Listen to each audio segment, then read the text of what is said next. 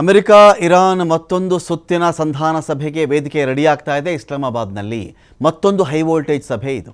ಅದಕ್ಕೆ ತಯಾರಿ ಆಗ್ತಾ ಇದೆ. ಇಲ್ಲಿ ಮುಂದಿನ 48 ಗಂಟೆಗಳಲ್ಲಿ ಅಥವಾ 2 ದಿನಗಳಲ್ಲಿ ಸಂಧಾನ ಸಭೆಯ ಬಗ್ಗೆ ಟ್ರಂಪ್ ಸುಳಿವನ್ನು ಕೊಡ್ತಾ ಇದ್ದಾರೆ. ಒಂದು ಕಡೆ ಇದೇ ಟ್ರಂಪ್ ಇನ್ನೇನು ಯುದ್ಧ ಮುಗಿಯೋಕೆ ಬಂದಿದೆ, ಯುದ್ಧ ಅಂತ್ಯಕ್ಕೆ ಬಂದಿದೆ ಅಂತ ಹೇಳ್ತಾ ಇರ್ತಕ್ಕಂಥ ಟ್ರಂಪ್ ಇನ್ನೊಂದು 2 ದಿನಗಳಲ್ಲಿ ಸಂಧಾನ ನಡೆಯಬಹುದು. 2ನೇ ರೌಂಡ್ನ ಸಂಧಾನ ಇದು.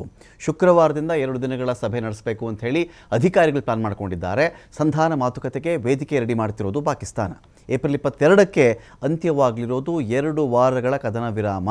ಮತ್ತೊಂದು ಕಡೆ ಇಸ್ರೇಲ್ ಲೆಬನಾನ್ ಸಂಧಾನಕ್ಕೂ ಕೂಡ ಲೆಬನಾನ್ ಅವರು ಕೂಡ ಒಂದು ಹತ್ತಿರ 3.5 ದಶಕ ಆದಮೇಲೆ ಈ ಕಡೆಯಿಂದ ಇಸ್ರೇಲ್, ಆ ಕಡೆಯಿಂದ ಲೆಬನಾನ್ ನಾವು ಮಾತಾಡ್ತೀವಿ, ಮುಖಾಮುಖಿ ಆಗ್ತೀವಿ, ಒಂದು ವೇದಿಕೆ ಅಲ್ಲೂ ಕೂಡ ರೆಡಿಯಾಗಿದೆ. ಹಾಗಾಗಿ ಅಲ್ಲಿ ಏನಾದರೂ ಶಾಂತಿ ಮಂತ್ರ ಬಂದರೆ, ಇಸ್ಲಾಮಾಬಾದ್ನ ಕಡೆಯಿಂದನೂ ಶಾಂತಿ ಮಂತ್ರ ಬಂದರೆ ಬಹುತೇಕ ಯುದ್ಧ ಎಂಡ್ ಆಗಬಹುದು ಅಂತ ಕಾರಣ. ಇಡೀ ಇರಾನ್ ಪಟ್ಟು ಹಿಡಿತಿರೋದೇನು ಅಂದರೆ ಲೆಬನಾನ್ನ ಮೇಲೆ ಇಸ್ರೇಲ್ನ ದಾಳಿ ನಿಲ್ಲಿಸಿ.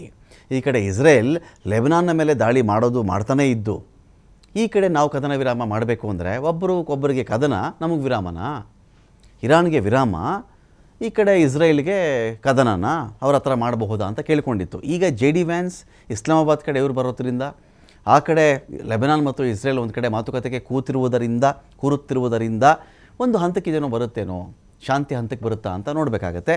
JD ವ್ಯಾನ್ಸ್ ಹೇಳಿದ್ದೇನು, ಅಪನಂಬಿಕೆಗಳು, ಒಬ್ಬರು ಕಂಡ್ರೆ ಒಬ್ಬರಿಗೆ ಆಗಲ್ಲ, ನಂಬಿಕೆ ಇಲ್ಲ, ಶತ್ರುತ್ವ, ದ್ವೇಷ, ಕೋಪ, ಸಿಟ್ಟು ಇದ್ಯಾವುದೇ ಇದ್ದರೂ ಕೂಡ ರಾತ್ರಿ ಸರಿಪಡಿಸೋಕ್ಕಾಗಲ್ಲ ಅದನ್ನು. ಅಮೆರಿಕದ ಉಪಾಧ್ಯಕ್ಷ JD ವ್ಯಾನ್ಸ್ ಹೇಳಿಕೆ ಇದು. ವಾಷಿಂಗ್ಟನ್ ಮತ್ತು ಟೆಹರಾನ್ ಮಧ್ಯೆ ಅಪನಂಬಿಕೆ ಇದೆ. ಇರಾನ್ ಒಪ್ಪಂದಕ್ಕೆ ಬರಲಿಕ್ಕೆ ಹಿಂದೇಟು ಹಾಕ್ತಾ ಇದ್ದಾರೆ. ಇರಾನ್ ಪರಮಾಣು ಬಾಂಬನ್ನು ಹೊಂದುವಂತಿಲ್ಲ,